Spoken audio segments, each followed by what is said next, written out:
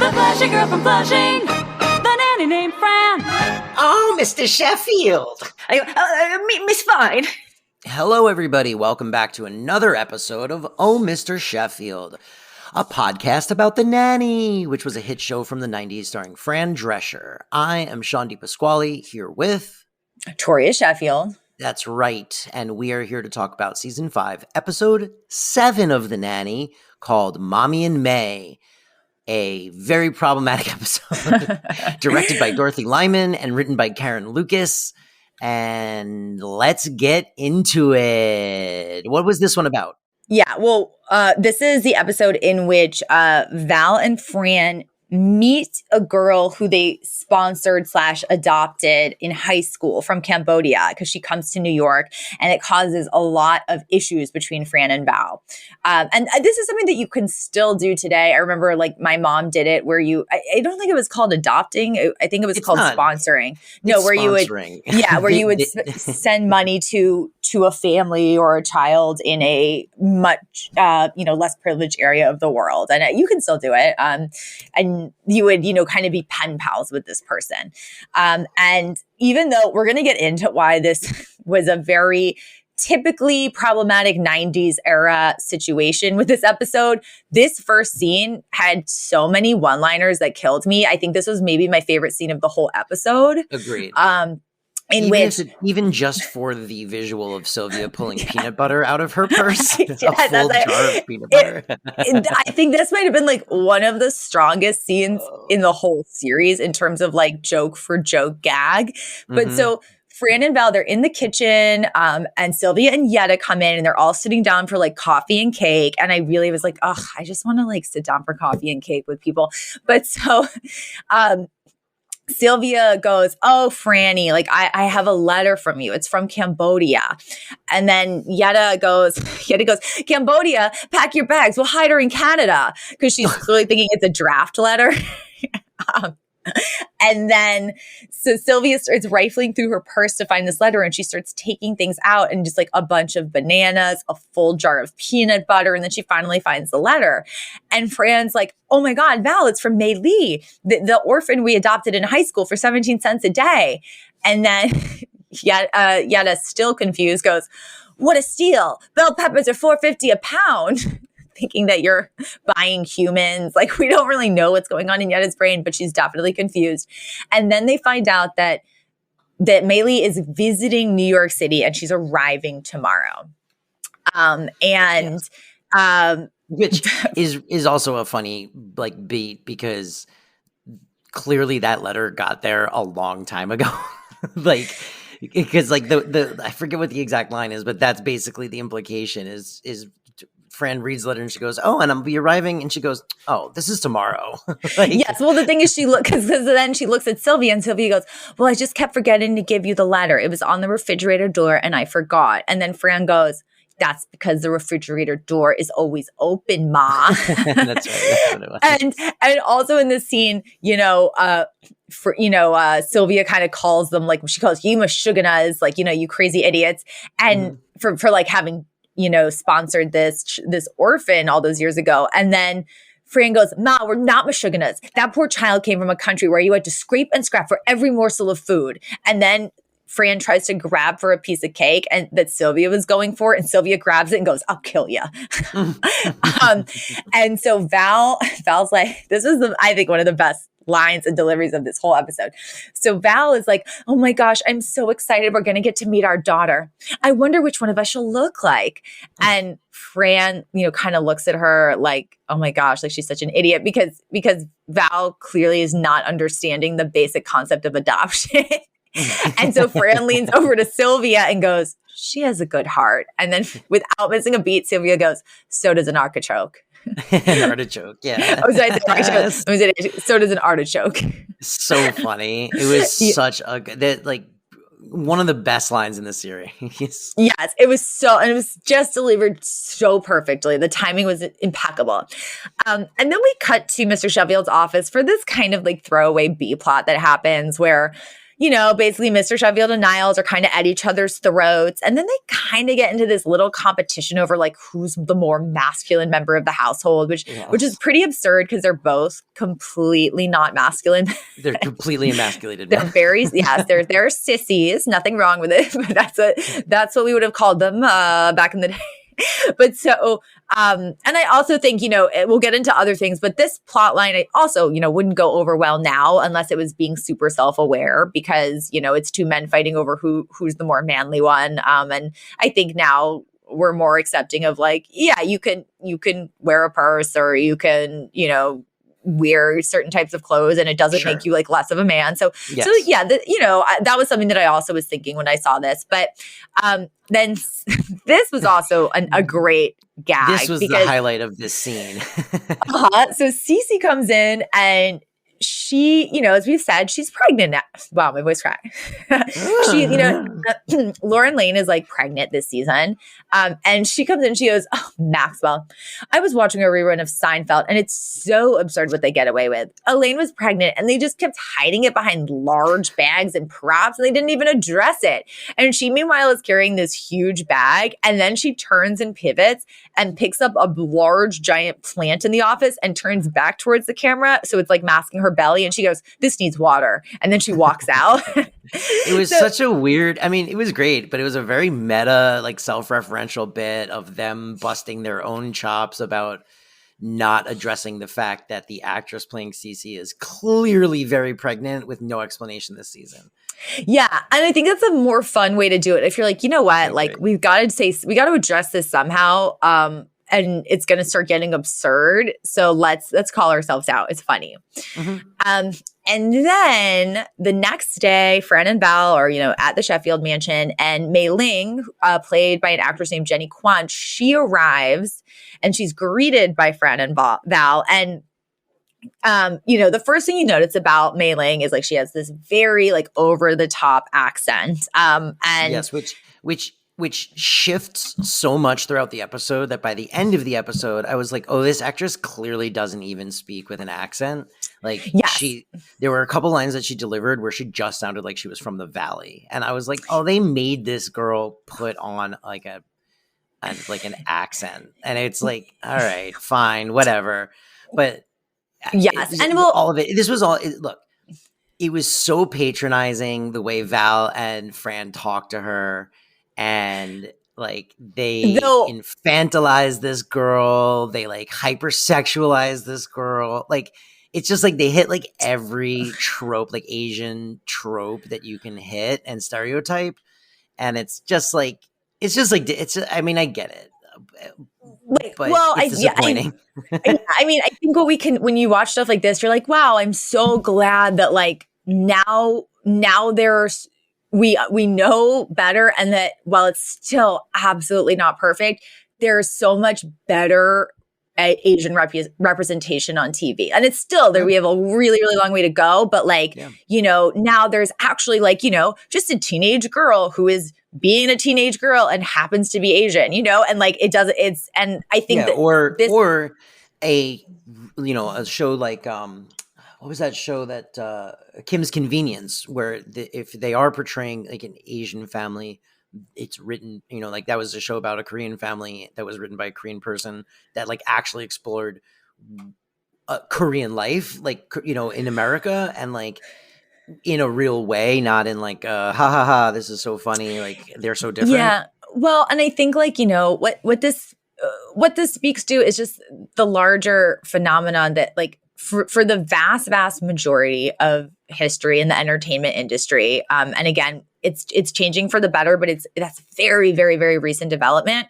It was like white was default casting, and if you were like an Asian person or a Latinx person or anything, it's like you were mostly getting cast because that was your defining characteristic like for that episode. So like you were an exchange student or like, like you were whatever, like a Mexican gang member was a very popular one in the 90s. Like the only time you saw any like Latinx people was when they were being portrayed as like scary. But what that meant was like there was so many talented American actors and actresses who happened to not be white who could only get like you the most you could dream of was like getting a one episode part on a TV show where everyone else was white. And so there was just like so much untapped talent and, you know, so many like opportunities that people didn't get to pursue. And so this was the era where like that was the norm. And so it's just like the sad reality of truly like most of the history of Western entertainment, right? Yes. And so it's like, I think, thank God it's starting to change more. And that now like kids who aren't white have more people on screens that look like them.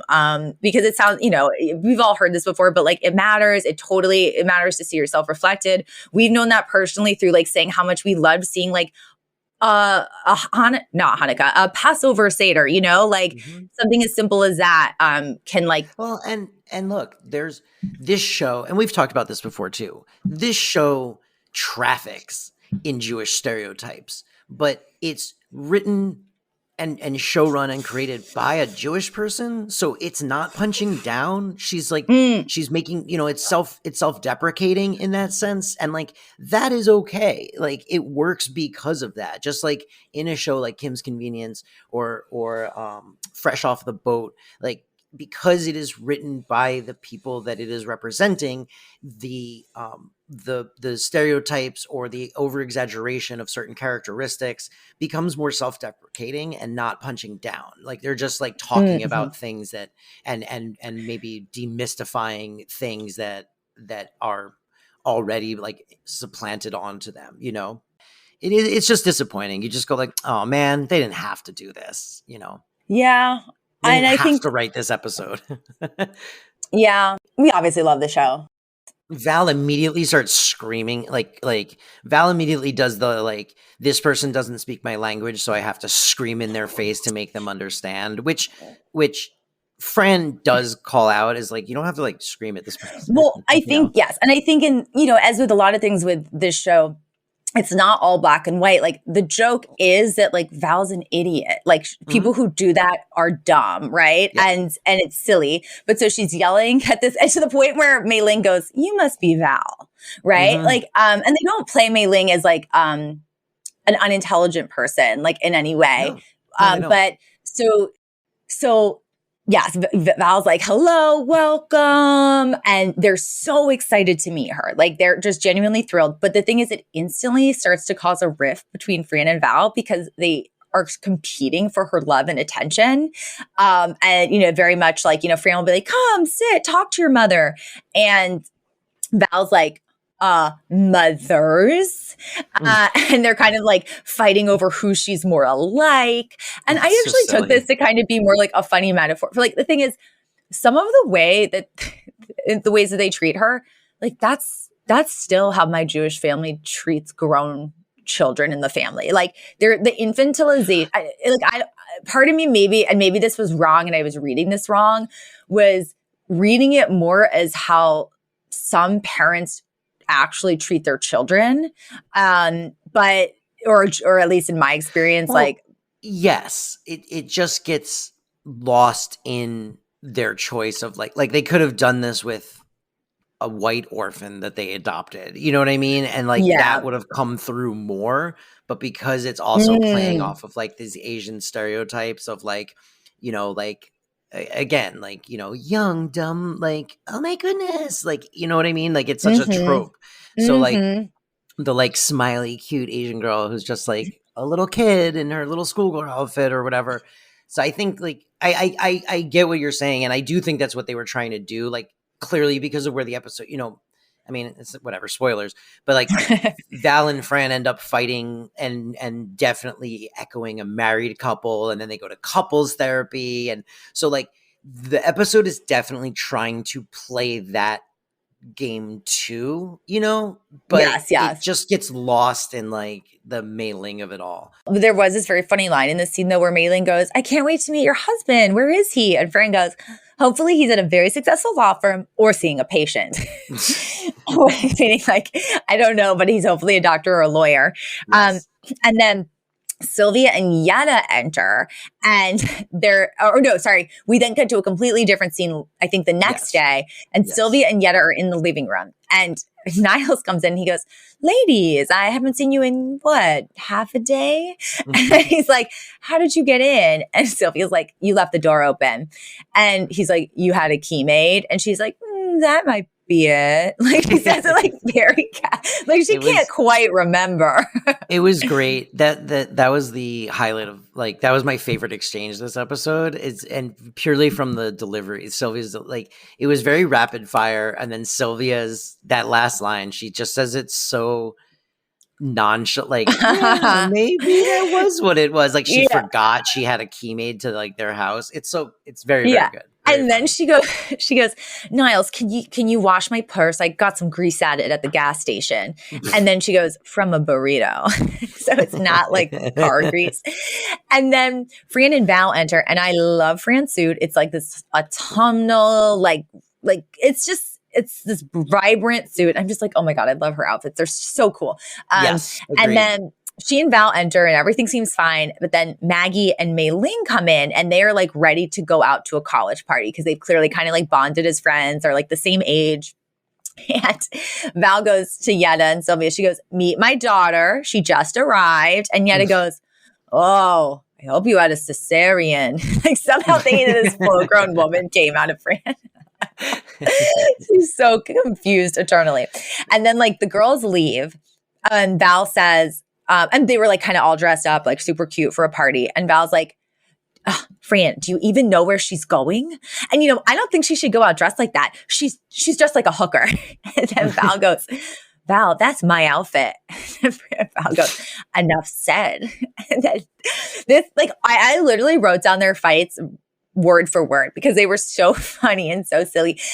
But so Fran looks super offended. The Val Fran fight, like, them at each other's throats was definitely the highlight of the episode for sure. And I'm glad that they got us to explore this because it's very funny watching these two like fight with each other and like Val is, even though Fran is not the sharpest like tool in the shed, Val is so out of her league. It's hilarious. Yes.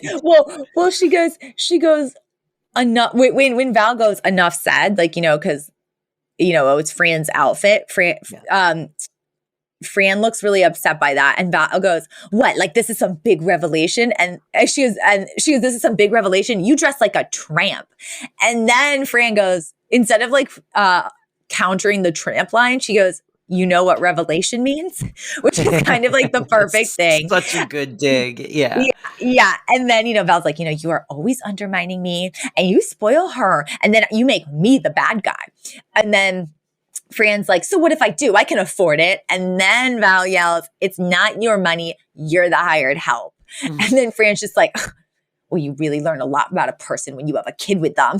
So like, I think like sort of what you were saying earlier, part of the place where this episode could have done something different and it wouldn't have gone over the way it did is the joke is that like they're infantilizing a 19-year-old because they are so delusional and self-involved that they're like, it's our daughter. But the problem is there is this very, very common, trope and stereotype and thing that's just really been gross for so many decades of infantilizing Asian women in media. Yes. So it kind of together is not a good combination. And I think you're right. If she had been like a Russian orphan or like, I don't know, where are there white orphans? She could have been, especially in the 90s, she could have been from like the Czech Republic. Like she could have been from, even like the fall of the Berlin Wall, honestly, which like wasn't that true far from this era. So like, I feel like they could have easily done something like that or like,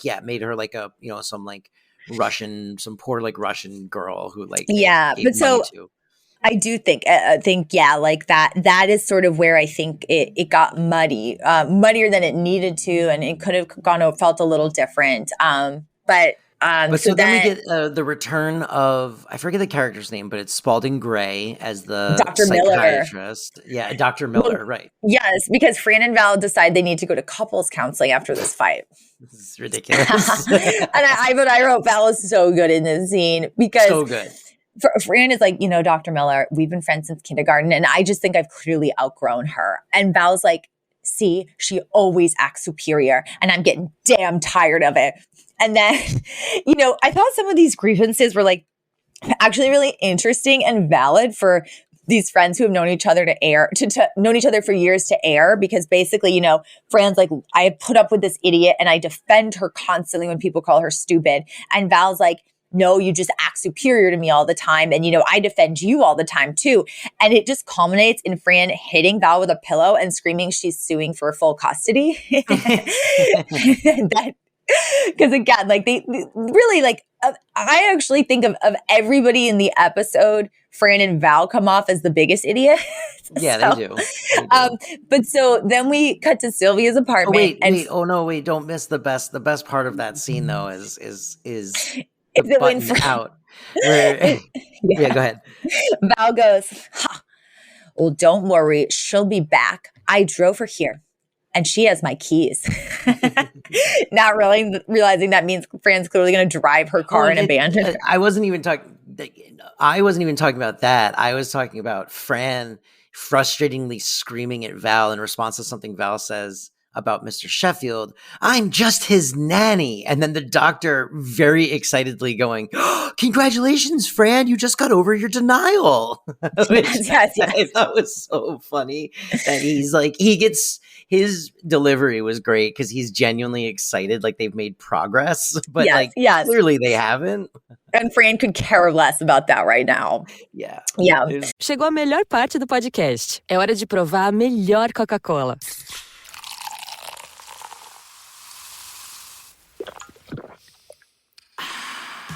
A Coca-Cola sem açúcar. O sabor irresistível da Coca-Cola, sem açúcar e igualmente refrescante. Coca-Cola sem açúcar. A melhor escolha.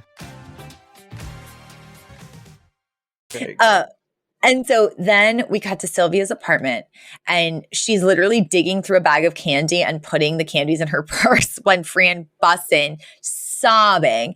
And and Sylvia's like, darling, I can't talk right now. Like your father and I are going to the movies. And if we don't get there right at 3, we won't get the free jalapeno nachos. But then Fran is just sobbing. And she's finally like, okay, what is it?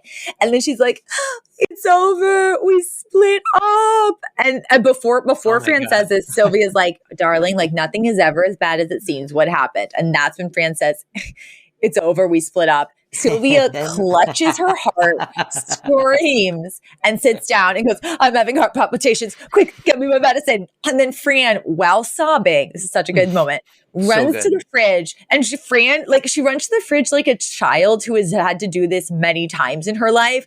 And instead of grabbing medicine, grabs chocolate sauce and a chocolate spoon. syrup and a spoon. And yes. and Sylvia...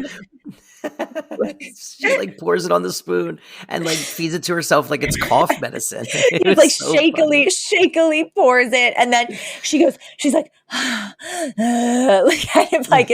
and then she goes, okay, tell me what happened. And I'm like, it's just so funny because you definitely know that like Fran and her sister probably had to do this like constantly growing up. Get me my medicine. So good. And Fran, and the thing is, Sylvia clearly thinks that Fran is talking about Mr. Sheffield, because Fran's like, we have irreconcilable differences, and even Dr. Miller says so.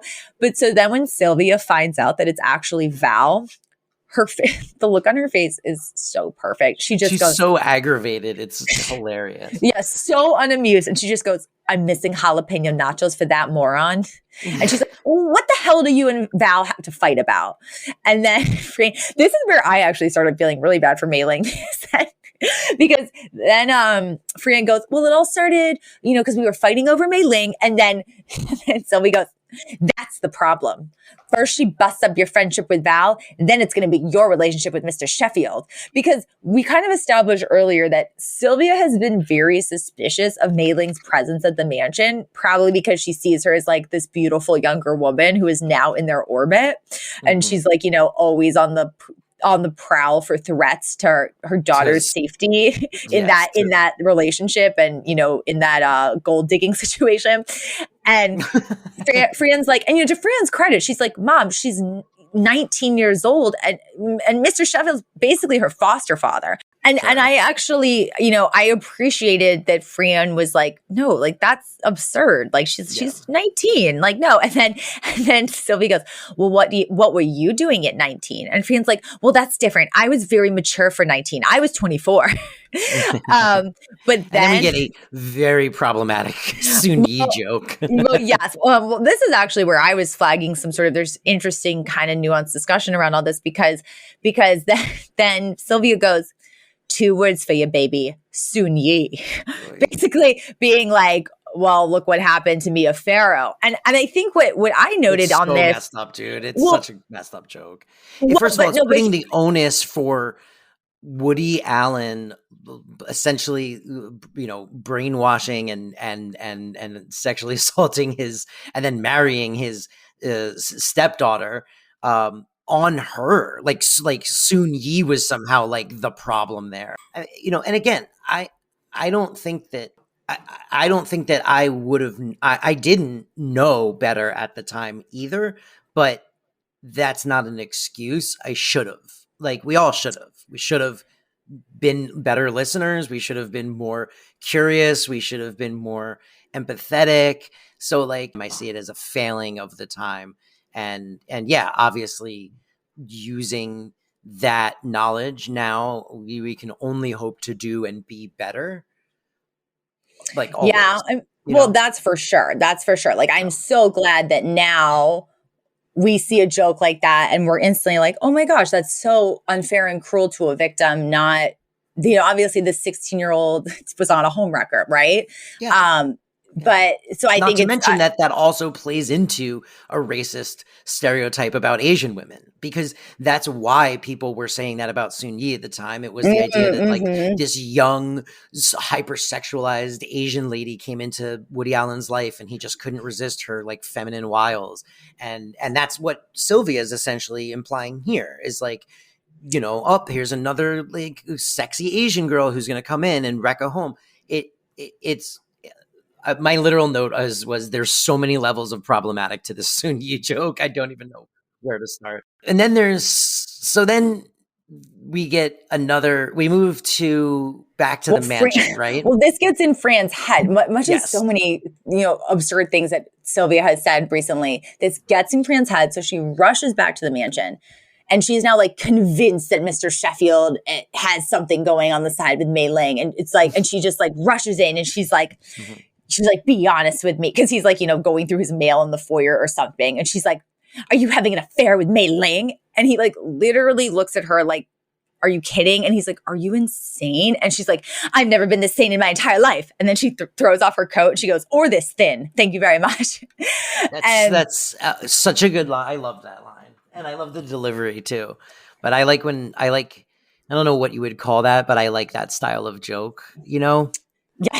I've never been, I don't even know how to, what I'm talking about though, right? Yeah. Like that style of joke where you like say like a character like says a thing that makes sense and then like is able to like also pull in like I don't know, like a non sequitur almost. Yes. Yeah. It's like a very pointed, confident, completely unrelated point that she just clearly is like, and it contributes to this argument somehow. Yes. But so, and he's like, he basically responds by just swooping her up in his arms and kissing her passionately to Yes. sort of be like, that is absurd. I'm into And then- you. This is absurd. Yeah. And then he's like, I can't believe you thought that. Like, she's 19 years old. And then he's like, and I'm not some horned up 16-year-old boy. And then both of their eyes widen and they're like, Brighton, because they realize like, oh my gosh, this beautiful teenager has been living in our house and we have a horned up 16-year-old boy.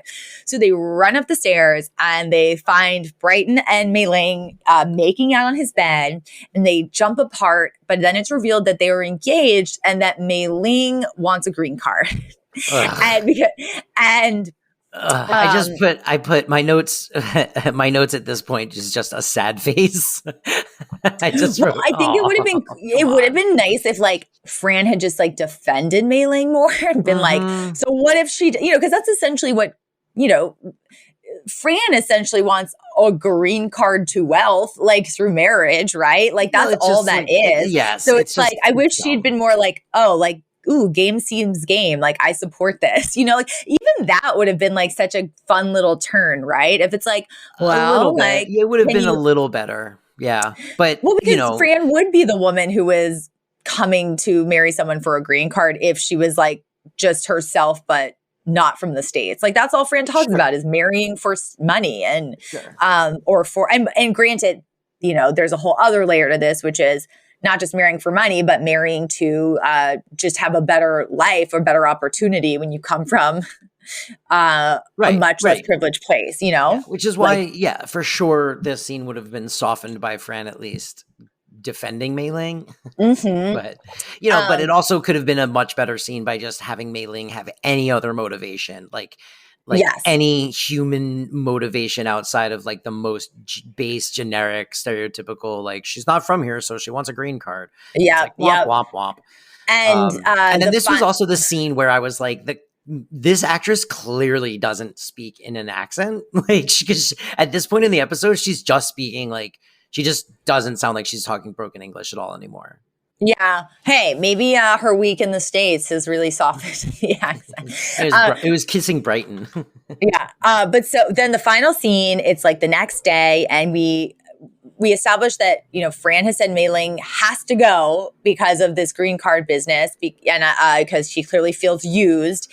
And Val comes in devastated and they hold each other and they're like, I'm sorry. No, I'm so sorry. And they're like, what? How did we raise a child to do this to us? Basically like they're feeling like, Mei Ling didn't come because of love. She came because she wanted something. And then Mei Ling comes down the stairs with a suitcase, and they really do kind of play this in a way that I guess I wasn't expecting, which I did was relieved. They're more acting like the ultimate Jewish parents, and she's more just like the kid she's like, are you really going to stay mad at me forever? And they're like, like they can't even respond. And she's like, okay, I'm going. And they're like, and then she goes, I'm almost at the door. And then Fran's like, I can't believe you broke up. She says, you almost broke up me and your mother. We can't even look at you. And she's like, well, okay. But if you do want to talk to me, you can call me at my new friend's house. His name is Jason. He lives with his mother, Miss Barbara Streisand. And then she's like, well, goodbye, Miss Fine, Miss Torriello. And then they just look at her and they go, so formal with your mothers, and like take her into an embrace. Great delivery.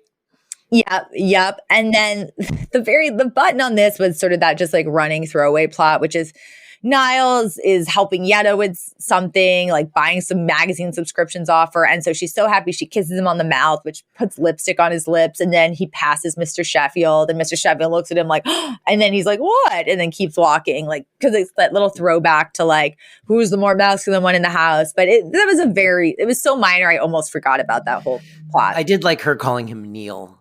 Yeah. I thought that was funny. Yes, she goes like, Neil, thank you so much. So that is that episode. And again, I would never cancel. I mean, I think they would have to, so things would have to go wildly askew in the next 2 seasons for us to like cancel them in our hearts and minds. But you would just hope that, now they would look at this and go, oh, I can see what I would have done differently. And that's it. So now, it's time for segments. And now, segments.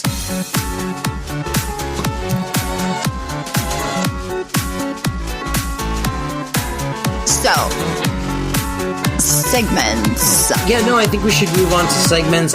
We can move on to our segments. And now, segments. Segments with Sean and Toria. Man, you almost stepped right over the segments theme. I forgot it was coming. I was going to say, I think I might have slightly stepped on it, so we might need to play it again. Okay. And now, segments. I'm keeping both in. I'm talking over this one. So, segments. Yeah, no, I think we should move on to segments. We can move on to our segments. This is already too long. And now, segments. Segments with Sean and Toria. All right, favorite. This is what happens when you give us new technology. We just abuse it. Speak All for right, yourself. favorite lines and moments. She has a good heart. So does an artichoke. So does an artichoke. So does an artichoke. What a great joke, right? Oh, so clean. good. Sylvia taking out those bananas and peanut butter. The peanut butter, I guffaw. I was like, why? Peanut butter. Again, Sylvia finding out that Fran and Val had sponsored had adopted an orphan for 17 cents a day and goes, what a steal. We hit a lot of mine because they were like big parts of the episode, but also like the funniest parts, Sylvia's reaction screaming, I'm having palpitations, and then getting chocolate syrup and a spoon for her medication. We talked about I've never been more sane or this thin in my life.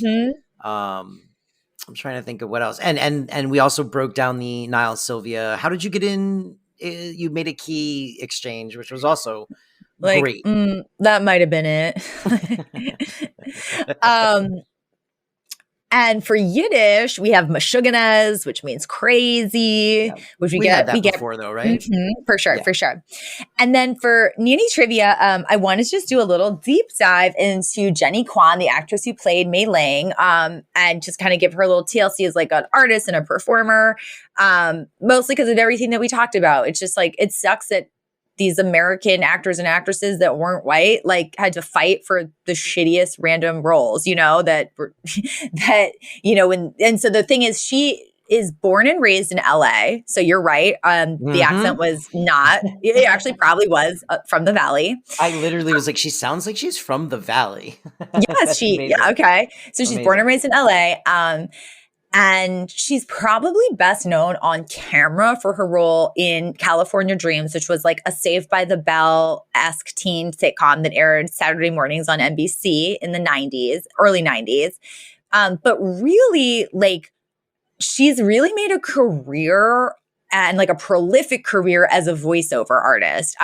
She's done so many cartoons, so many video games. Like, you just like go to her IMDb and it just like goes on and on and on. And some of the most well-known stuff she's done like Avatar: The Last Airbender video game. She's done a Witcher video game. She's done a Ghostbusters one, lots of cartoons. And she appears at a lot of conventions because of her work in like the video game world. And then this was interesting. She was the leading role in Miss Saigon when the Broadway show first did a national tour in the 90s, which is like a very big role. Wow. It's like, that was a huge show. So she also sings, right? And it's kind of cool because I was listening to some interviews with her, and she talks about like kind of how she got into acting and being a professional actor. And she was discovered on a plane, which makes it kind of perfect for The Nanny, which also has its origins on like a plane meeting, right? So it's not like a complete like, someone just saw her and was like, you should be in the pictures. Like, but because she was part of this kind of like performing arts group for kids where they like sang and danced, and they had just gone to New York to travel. They had just gone to New York to perform, but it's not like she was like, I was like a total kid. Like, I wasn't going on auditions. I wasn't trying to get an agent or anything like that. I just was like, liking to sing and dance. And that also became something that I was doing like, in this capacity. And she's like, so we were on the airplane going back to LA, and there happened to be an agent on the plane. And she's like, wow. I had fallen asleep. And I was literally like drooling and like wasn't like, thinking of anything, professionally. And I woke, she's like, my older sister, who's my chaperone, like nudged me and was like, there's an agent on the plane. And she's like, I looked up, and she's like, and all the other kids in my group were literally like basically like juggling and doing cartwheels in front of this person, to try to get their attention. And she's like, my sister was like, you should go talk to them. So she's like, so I went, and she's like, I was kind of reserved. I like wasn't really in the zone of like, I'm going to be like outgoing kid. But the woman was like, so do you want to be an actor? And she's like, I literally just kind of shrugged, like, I don't know.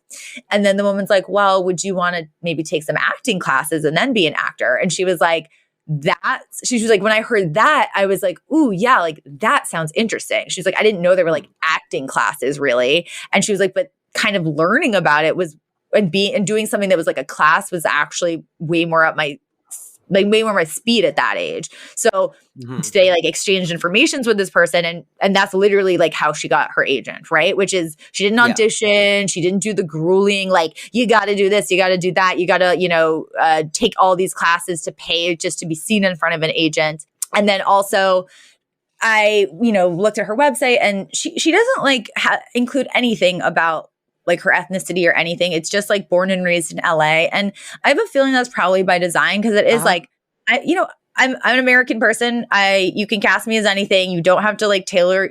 You don't only have to consider me for roles that are token Asian people. And that doesn't need to be like my qualifier. And so, but that's a little about this actress who's truly been working like very consistently as a voiceover for many years now. Cool.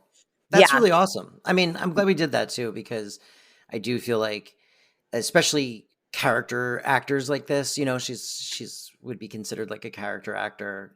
It's like those people do tend to get, and especially when character actors are people of color, they do tend to get like very typically typecast. So it's cool to see that she had like sounds like a pretty varied career, at least in the voiceover roles and stuff that she got. So that's cool. And then for who you related to, I actually related to the Val. Why? Tell me. So I feel like I'm pretty easygoing with my friends, and not like you and Tom, but like I would say like my other groups of friends. And to the point where I'm totally fine at being the butt of the joke. Like I'm totally fine at like, oh, that's such a Toria thing. That's such a classic thing. And then when other people do silly stuff or like are clumsy or whatever, like I just don't mention it, because like it just isn't really like that big a deal to me. But I'm like, sometimes I do really feel as though everybody else is just as clumsy or just as forgetful or whatever. But I get the like, oh, that's so Toria of it all. And I'm like, no, it's just that like we've become accustomed to be like, that's such a Toria thing. When like literally the other day I was walking with Monica, and she literally ran headfirst into a tree.